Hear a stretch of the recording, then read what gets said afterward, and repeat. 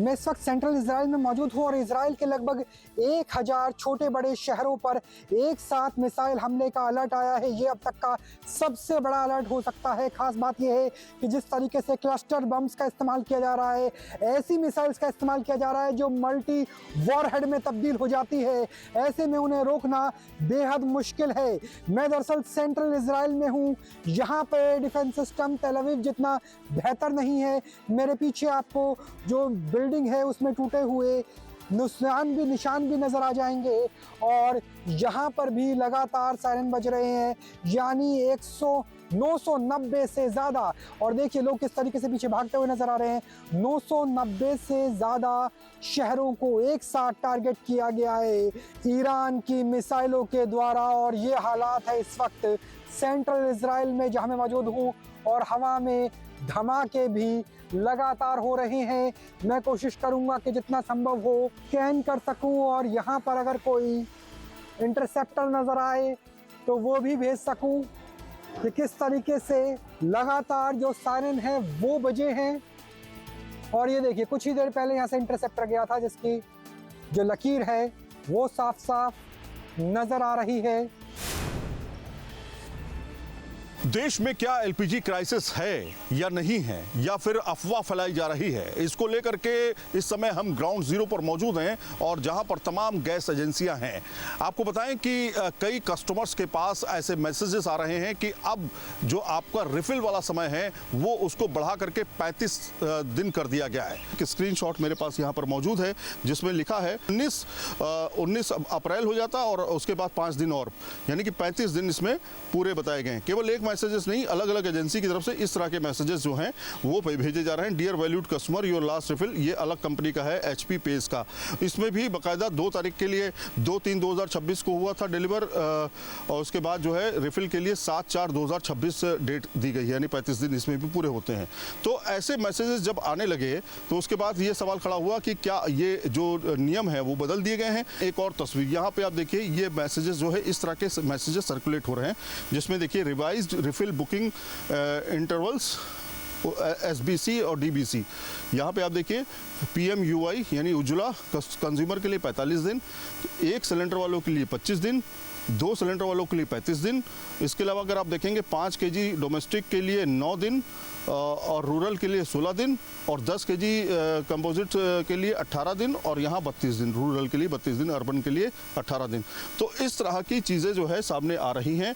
इस पर सरकार ने साफ तौर पे कहा कि अभी इस तरह की कोई भी प्लानिंग नहीं है, कोई भी जो चेंजेस हैं वो नहीं किए गए हैं। सवाल खड़ा ये होता है कि ये मैसेजेस कौन कर रहा है। फिर सवाल खड़ा ये भी होता है कि सर्कुलर जो जारी किया गया वो किसकी तरफ से जारी किया गया, सरकार की तरफ से, या फिर कोई फ्रॉड करने की कोशिश कर रहा है, या फिर गलत अफवाह फैलाने की कोशिश कर रहा है, उसका भी नेक्सस काम कर रहा है। तो सरकार को भी जवाब देना पड़ेगा और वो जवाब लेना पड़ेगा उन लोगों से जो ये मैसेज सर्कुलेट कर रहे हैं एजेंसीज की तरफ से, जो कस्टमर को मैसेजेस ये कर रहे हैं। अब सवाल ये है कि क्या क्राइसिस है भी या नहीं है। जिस तरह से बीते 2 हफ्ते में अगर आपने देखा होगा देश भर के अंदर कई तरह की कतारें देखने को मिली हैं, लेकिन सरकार वहीं पर वहीं है कि किसी भी तरह की क्राइसिस अभी नहीं है। लोगों को संयम रखने की जरूरत है। ईरान इजराइल अमेरिका युद्ध की वजह से पश्चिमी एशिया के बिगड़े हालात पर आज संसद भवन में सर्वदलीय बैठक हुई। बैठक में सभी दलों के बड़े नेता शामिल हुए, लेकिन TMC ने उसका बहिष्कार कर दिया था। बैठक में क्या कुछ बातें हुई, किन बातों पर सहमति बनी, पूरी जानकारी अभी आनी बाकी है। लेकिन जो जानकारी मिली है उसके मुताबिक अलग अलग विपक्षी दलों ने अलग अलग अपनी बात रखी। मुख्य रूप से कहा गया कि जो पश्चिमी एशिया के हालात हैं उसको देखते हुए भारत अपनी विदेश नीति को स्पष्ट करे। कांग्रेस ने तो यहाँ तक कहा कि खमनेई की मृत्यु हुई है, भारत सरकार ने उस पर अपनी तरफ से कोई बयान क्यों नहीं दिया, शोक क्यों नहीं जताया, सरकार को शोक जताना चाहिए था। तो उसी तरीके से कुछ विपक्षी दलों ने मांग की कि सदन के अंदर इस पर चर्चा होनी चाहिए, क्योंकि जो हालात हैं और भारत के ऊपर जो उसका दुष्परिणाम है उस पूरे मामले पर सदन में बहस हो और पूरी जानकारी सामने आए। आपको बता दें कि लोकसभा और राज्यसभा में पश्चिमी एशिया के हालात पर पहले ही प्रधानमंत्री नरेंद्र मोदी बयान दे चुके हैं। उसके पहले विदेश मंत्री S जयशंकर और पेट्रोलियम मंत्री हरदीप सिंह पुरी ने भी बयान दिया है, लेकिन विपक्ष उससे संतुष्ट नहीं हुआ है।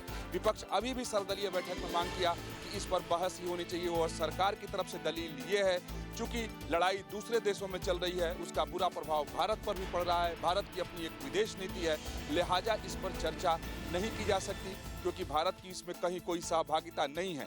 चर्चा करने से भारत की विदेश नीति गड़बड़ हो सकती है। तो कई सारी मांगे अलग अलग विपक्षी दलों के द्वारा रखी गई, लेकिन सबसे ज़्यादा जोर दी गई और उसका सार यह है कि विपक्षी पार्टियां चाहती हैं कि भारत इजराइल और अमेरिका के बजाय ईरान के साथ खड़ा हो, खमनेई की मृत्यु पर दुख जताए और उसके साथ साथ सदन में चर्चा करे। और भी क्या कुछ इसके अंदर बातें हुई हैं वो बाद में निकल कर आएंगी, लेकिन जो मोटे तौर पर आई है क्योंकि विपक्ष पहले से भी इन बातों का जिक्र करता रहा है और विपक्ष की जोर है कि सदन में इस पर बहस हो, लेकिन सरकार इसके लिए तैयार नहीं है। सहयोगी जयराम यादव के साथ विकास चंद, न्यूज़ स्टेट, उत्तर प्रदेश, उत्तराखंड।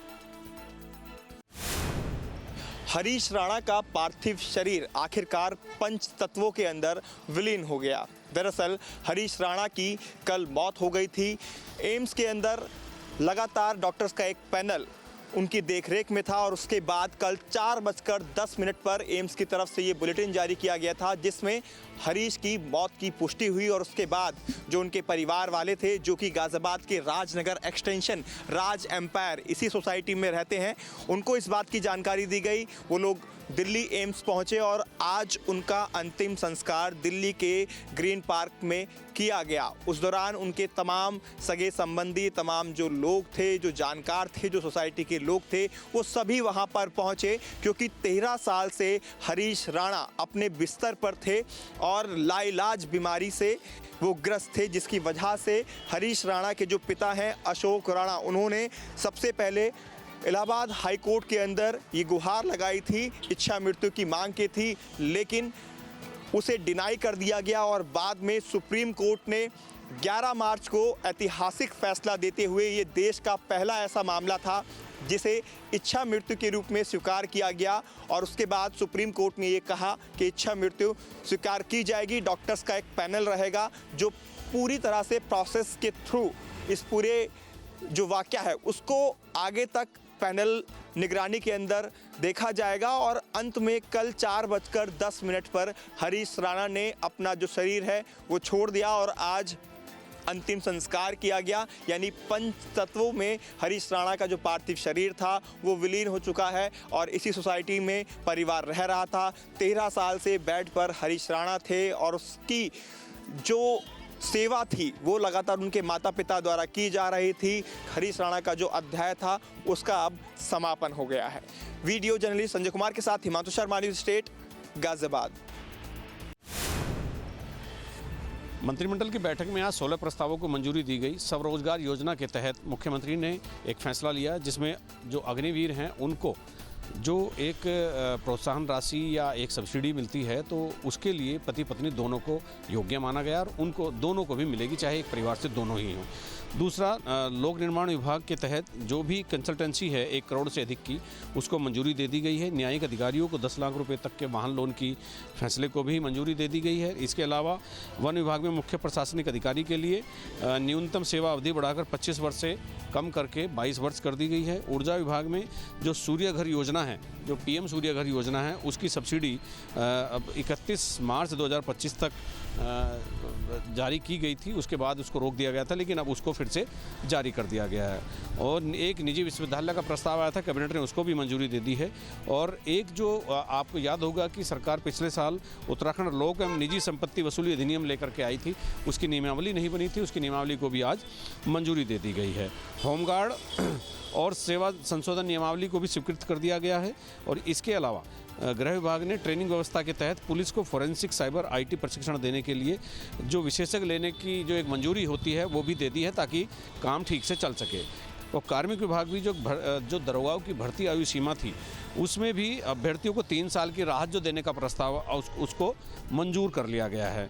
इसी तरह से खाद्य एवं नागरिक आपूर्ति विभाग में जो गेहूं का 1 मीट्रिक टन के हिसाब से न्यूनतम समर्थन मूल्य होता है उसको आज घोषित करके 2585 रुपये प्रति क्विंटल न्यूनतम समर्थन मूल्य गेहूं कर दिया गया है। तो इसी के साथ ही और भी बहुत सारी चीज़ें हैं, जैसे गेहूँ धान खरीद पर प्रतिशत मंडी शुल्क की व्यवस्था अभी लागू रहेगी, ये बीच में खत्म कर दी गई थी। तो ऐसे तमाम प्रस्तावों को आज कैबिनेट ने मंजूरी दी है। अपने सहयोगी कैमरामैन सोनी कुमार के साथ न्यूज़ स्टेट के लिए देहरादून से अजीत सिंह राठी। प्रयागराज के झूसी थाने में दर्ज पॉक्सो एक्ट के मामले में आज इलाहाबाद हाईकोर्ट ने शंकराचार्य स्वामी अविमुक्तेश्वरानंद और उनके शिष्य मुकुंदानंद को बड़ी राहत दी है। इलाहाबाद हाईकोर्ट ने उनकी अग्रिम जमानत की याचिका को मंजूर कर लिया है, यानी इस मामले में अब चार्जशीट दाखिल होने तक उनकी गिरफ्तारी संभव नहीं है और इसे उनके लिए एक बड़ी राहत माना जा रहा है। हालांकि जो विपक्षी शिकायतकर्ता पक्ष है उसका कहना है कि वो इलाहाबाद हाई कोर्ट के इस आदेश से संतुष्ट नहीं है और वो इसे सुप्रीम कोर्ट में चुनौती देंगे, यानी अभी भी इस पूरे मामले को लेकर कानूनी लड़ाई जो उनकी अग्रिम जमानत है उसको लेकर सुप्रीम कोर्ट तक जाएगी। जिस तरह से इस पूरे मामले में जो शिकायतकर्ता हैं आशुतोष ब्रह्मचारी, उन्होंने आरोप लगाया था कि स्वामी अविमुक्तेश्वरानंद और उनके शिष्य मुकुंदानंद ने बटुकों का यौन शोषण किया है, जिसके बाद प्रयागराज के पॉक्सो कोर्ट के आदेश पर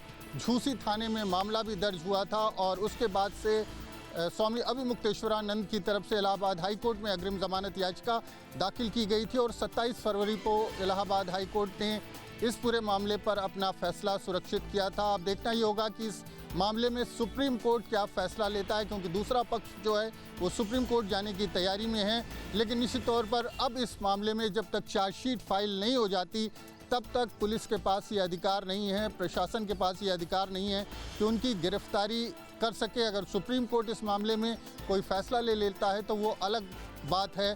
फिलहाल हम ये कह सकते हैं कि इलाहाबाद हाई कोर्ट ने शंकराचार्य और उनके शिष्य मुकुंदानंद को राहत दी है। फैसला में ये जो एंटीसिपेटरी बेल थी उसको रेगुलर अलाउ किया है कोर्ट ने, और ये कहते हुए कि इसमें आगे जो इन्वेस्टिगेशन होगा उसमें एप्लीकेंट कोऑपरेट करेगा। तो ये अंतरिम बेल उनको ग्रांट हो चुकी है, एंटीसिपेटरी बेल अलाउ हो गई है आज फाइनली, और इस फाइनली अलाउ होने के बाद उनकी अरेस्ट होने की जो संभावना थी वो ख़त्म हो गई है। अब इन्वेस्टिगेशन एजेंसी फ्री होकर के इन्वेस्टिगेशन करेंगे टिल द चार्जशीट फाइल करने के बाद फिर से कोर्ट प्रोसीडिंग चलेगी, फिर इसके बाद देखा जाएगा। प्रयागराज से वीडियो जर्नलिस्ट विजेंद्र कुमार के साथ Manvendra Pratap Singh, news state, Uttar Pradesh.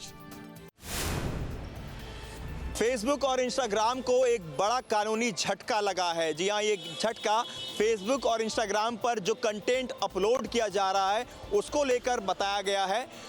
New Mexico की एक ज्यूरी ने कंपनी पर यह क्लेम किया है वो अपने उपभोक्ताओं को गुमराह करने का काम कर रही हैं। साथ ही ये भी क्लेम किया गया है कि बच्चों से जुड़ी हुई यौन शोषण से संबंधित गतिविधियां भी अपलोड की गई हैं और उसका दोषी भी बताया गया है, जिसकी वजह से कंपनी पर $375 मिलियन यानी कि 3100 करोड़ की भारी भरकम रकम का जुर्माना भी लगाया गया है।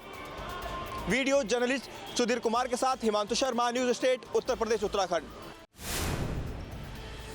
संबल हिंसा मामले में इलाहाबाद हाईकोर्ट ने एसपी अनुज चौधरी समेत 20 पुलिसकर्मियों के खिलाफ एफआईआर दर्ज करने पर लगी रोक को जारी रखने का आदेश दिया है। जस्टिस सबित गोपाल की एकल पीठ ने मामले की सुनवाई करते हुए निचली अदालत के आदेश पर पहले से लगी रोक को आगे बढ़ा दिया है। कोर्ट ने मामले की अगली सुनवाई के लिए 21 अप्रैल की डेट तय की है। गौरतलब है कि संभल की सीजीएम कोर्ट के जज विभांशु सुधीर ने 9 जनवरी को एसपी अनुज चौधरी समेत 22 पुलिसकर्मियों पर एफआईआर दर्ज करने का आदेश दिया था। इस आदेश को चुनौती देते हुए अनुज चौधरी ने 29 जनवरी को इलाहाबाद हाईकोर्ट का दरवाजा खटखटाया था। हाईकोर्ट के आज के आदेश से अनुज चौधरी समेत सभी पुलिसकर्मियों को बड़ी राहत मिली है। प्रयागराज से वीडियो जर्नलिस्ट विजेंद्र कुमार के साथ मानवेंद्र प्रताप सिंह, न्यूज़ स्टेट, उत्तर प्रदेश। भारतीय रेलवे ने 1 अप्रैल 2026 से टिकट बुकिंग को लेकर और कैंसिलेशन को लेकर नए और सख्त नियम लागू कर दिए हैं। दरअसल इसके पीछे की वजह है दलाली को कम से कम करना। सख्त नियम क्या है ये हम आपको बता दें। 1 अप्रैल 2026 से इनको लागू कर दिया जाएगा।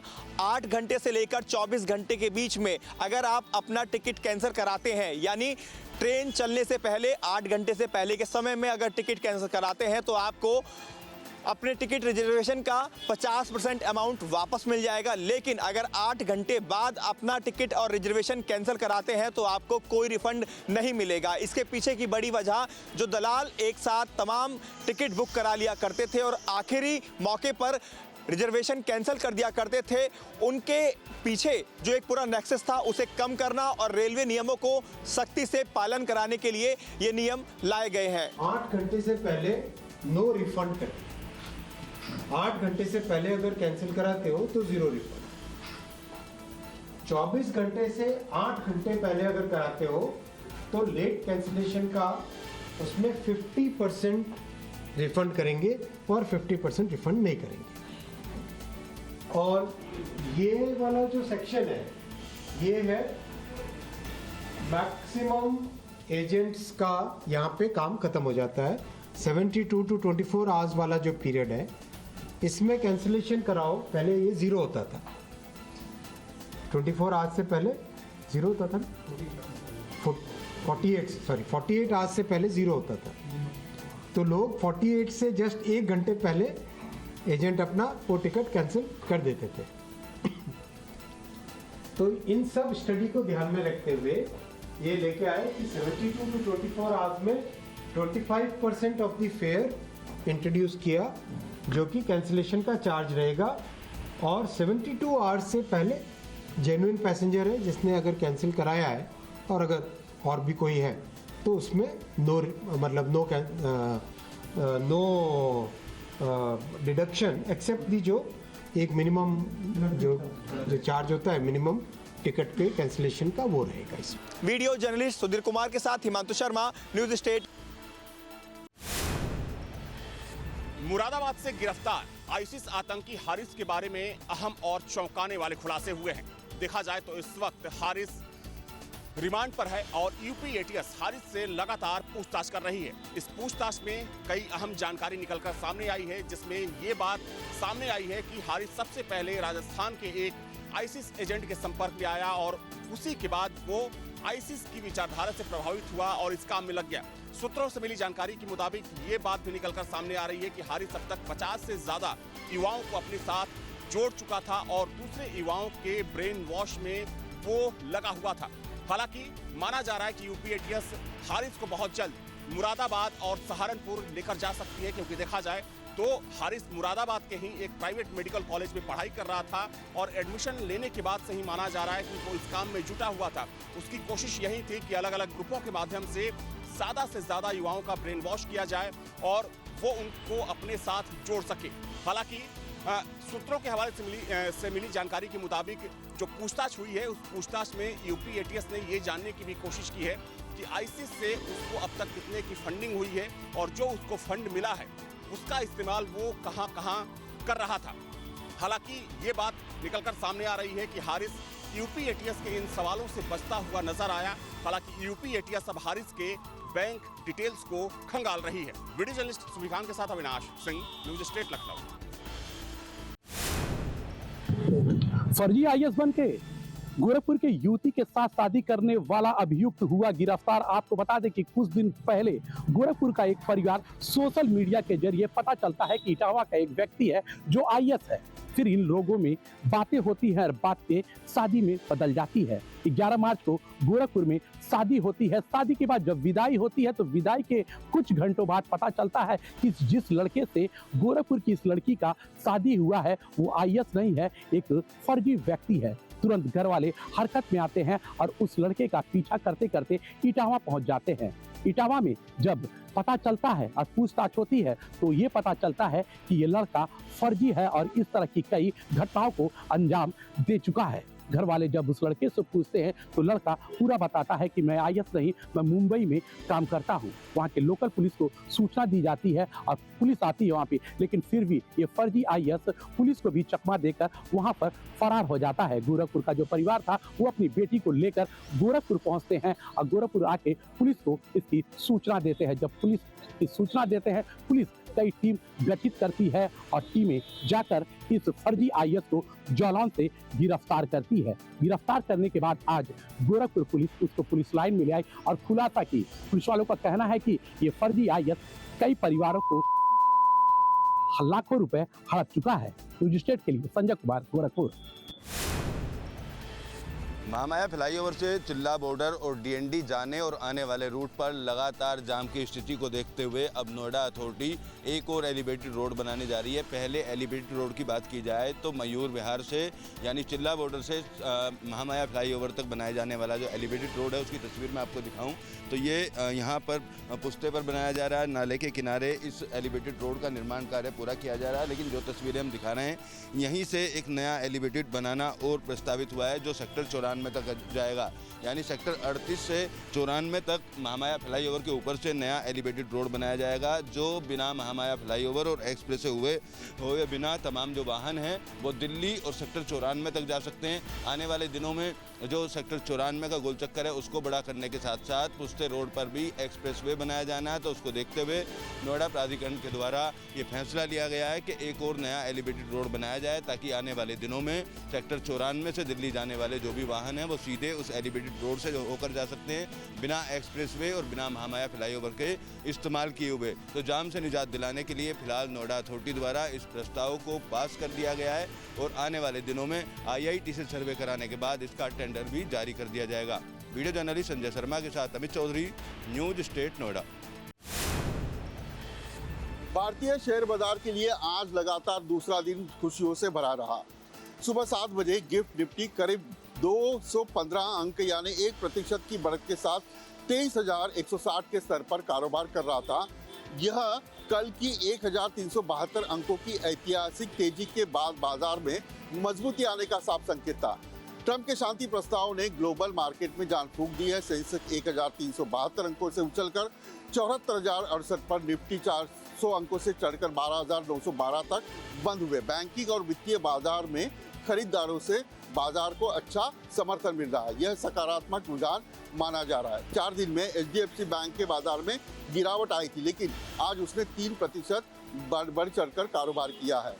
यह आने वाले दिनों के लिए ट्रेडर्स और व्यापारी को राहत देने वाली बात है। वीडियो जर्नलिस्ट कामेश के साथ विलास अटोले, न्यूज स्टेट, उत्तर प्रदेश, उत्तराखंड।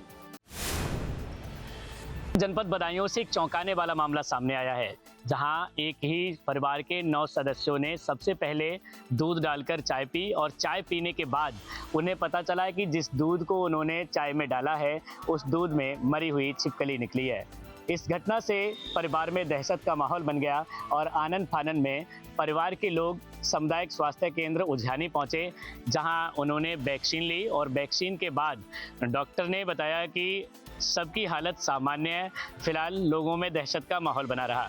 बता दें कि पूरा मामला उझानी थाना क्षेत्र के पिपरौल गांव का है।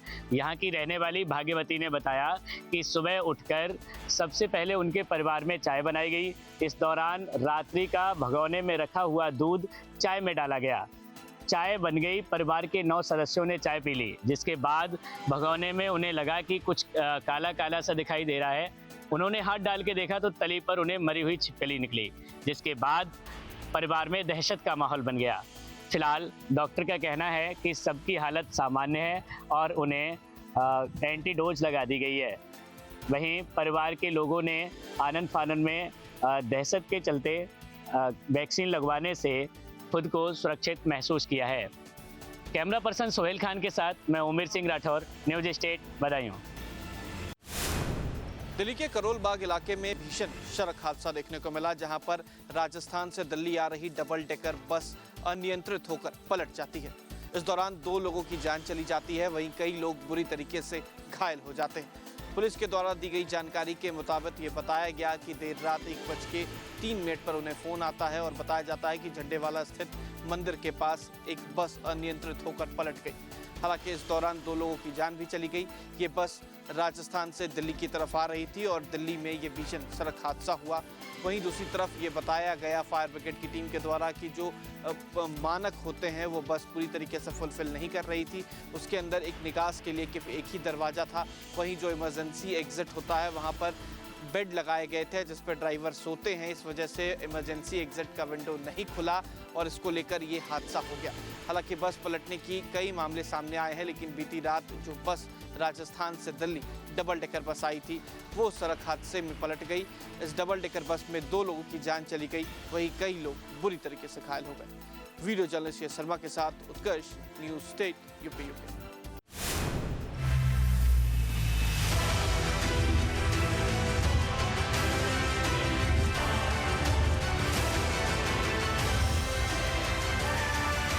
आपके मोबाइल पर तुरंत आएगी ब्रेकिंग न्यूज। स्क्रीन पर सबसे पहले दिखेगी बड़ी खबर। देश दुनिया की हर खबर एक जगह। अब आपके मोबाइल पर तुरंत फटाफट इंस्टॉल कीजिए न्यूज़ नेशन ऐप और रखिए खुद को अपडेट।